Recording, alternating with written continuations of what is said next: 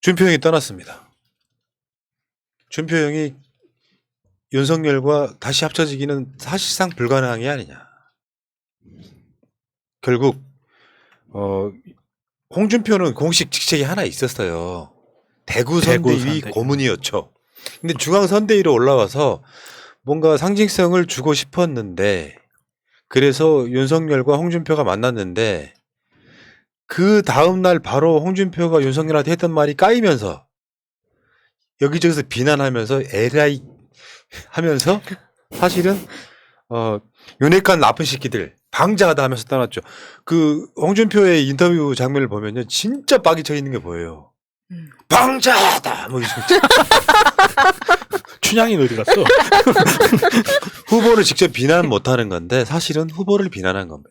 그렇죠. 결국은 후보 탓이죠. 그러니까 이게 간단히 말해서 핵심은 그거 같아요. 그 홍준표가 윤석열한테 국정 운영 능력을 담보할 만한 조치를 취해 국민 불안을 해소할 것, 처가집 비리를 엄단하겠다는 대국민 선언을 할 것, 이 두 가지 요청을 수용한다면 중앙선대위 상임 고문으로 대선 캠페인에 참여하겠다라고 이야기를 했다고 하는데 준표 형이 너무했어요. 아니 근데 이제 문제는 그 이야기만 했겠냐고 밥 먹고 하는 시간이 있는데 그러니까 윤석열이 그 말을 듣고 빡이 쳐가지고 그 말을 깐 게 아니라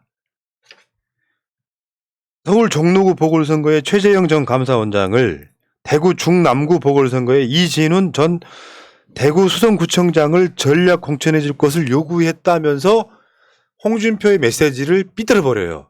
그러니까 홍준표가 실제로 그 일종의 쇄신이죠.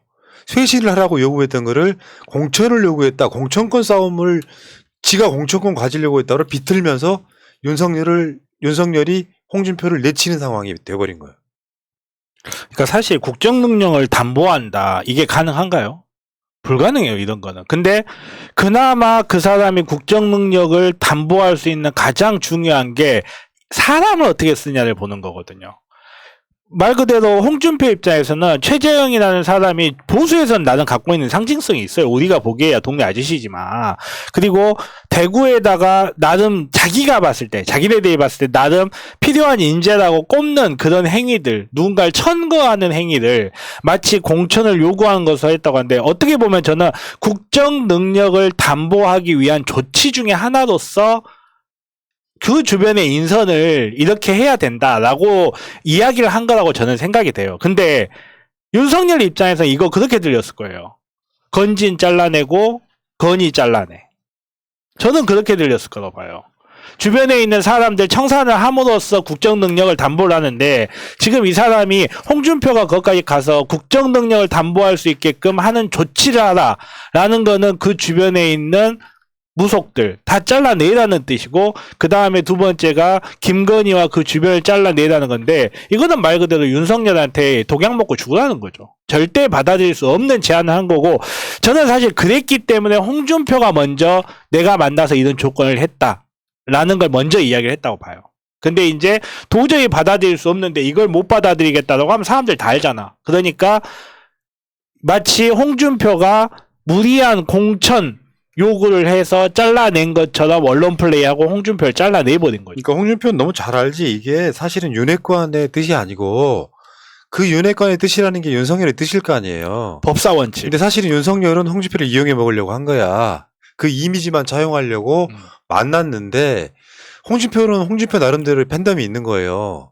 윤석열을 도저히 못 찍는 팬덤이 있다고. 그 사람들한테 명분은 줘야 될 거 아니야. 그러니까 실제로 요구했다고 하는 일종의 쇄신 요구를 하는 상황인데 윤석열이 그게 싫으니까 이제 이 사람을 잡스러운 사람을 만들어야 되니까 공천권 요구했다는 식으로 비틀어서 내친 상황이란 말이에요. 홍준표 입장에서 병날 만한 사안이죠. 그렇죠. 뭐 저런 개새끼가 있나 이런 생각이 들 정도 사안이 되는 거죠. 아니 그래서 개새끼라뇨. 걔한테 묵념하시는 분한테. 근데 지금 자기 진영의 대통령 후보기 때문에 윤석열한테 화를 내지를 못하고 윤핵관한테 화를 내는 건데 그 욕은 다 윤석열한테 하는 욕이에요. 그렇죠. 네. 근데 저는 이렇게 홍준표가 당하면서 오히려 홍준표를 옹호하는 당내표가 생기지 않을까라는 생각이 들더라고요. 그래서 법적으로 되는지 안 되는지 모르겠지만 무소속으로 나오려면 나와봐라라고 용기를 북돋아주고 싶은 거예요. 안 돼요.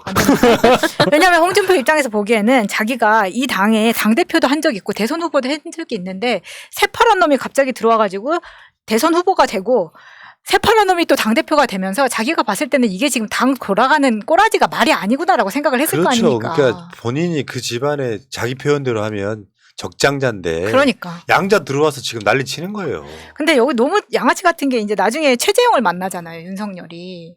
그 부분이 나오는데 최재형은 자기는 아무런 사심 없이 돕는다고 그런 식으로 이야기를 하는 데에서 오늘 그러니까 이 사건에 대해서 가장 양아치는 최재형이라고 저는 생각이 들더라고요. 아니 홍준표 입장에서 봤을 때 저 뭐야 이렇게 될 거 아니에요. 나랑 이미 이야기가 다 돼서 최재형이랑 얘기도 없이 종로 보궐에 꽂아달라고 홍준표가 얘기를 했겠어요? 아니요. 아니요. 그냥 거고. 얘를 그냥 저는 그렇게 잘못 든 거고 분석하신 거고. 쇄신의 하나로 최재형이 양아치가 아니라 최재형은 간신인 거예요. 예를 들어서 간신 양아치와 간신은 아니, 상당히 다르죠. 뉘앙스가 뭐냐면은 홍준표는 예를 든 인물로 최재형을 이야기를 했는데 윤석열이 그 최재형을 가지고 와서 최재형은 윤석열 편이라는 그 이야기를 하게끔 만들었어요. 그림을 만들었다고. 최재형이 와서 우리 후보님을 지지한다 같은 이야기를 하게 만들었단 말이에요.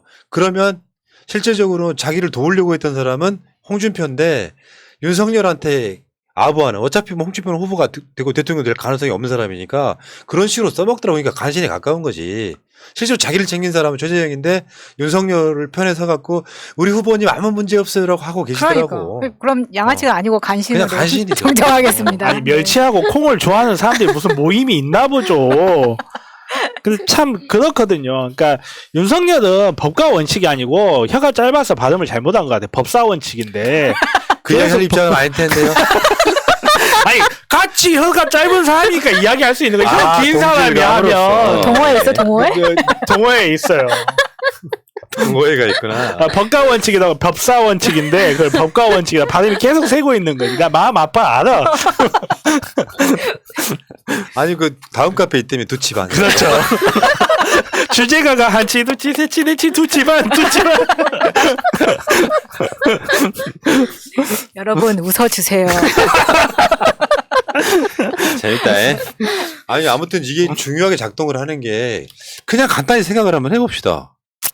그래도 어찌 됐건 간에 민주당은 이낙연 전 후보가 어찌 됐건 간에 지금 분위기를 그래도 그 삐그덕거리는 정도까지는 안 나오잖아요.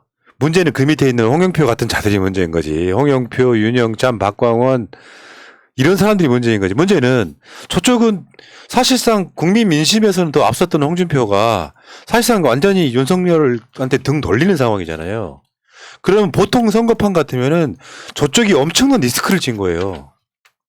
근데 언론 자체가 뉘앙스를 홍준표는 그런 사람 그런 식으로 그냥 의뢰껏 우리가 왜 김건희도 마찬가지잖아요. 김건희는 그런 사람이 같은 뉘앙스로 분위기를 만들어 버리니까 다 저쪽이 타격을 못 받는 건데 홍준표 입장에서 만약에 실제로 민심 지지율은 더 높았던 사람이 이렇게 등 돌리고 떠난다.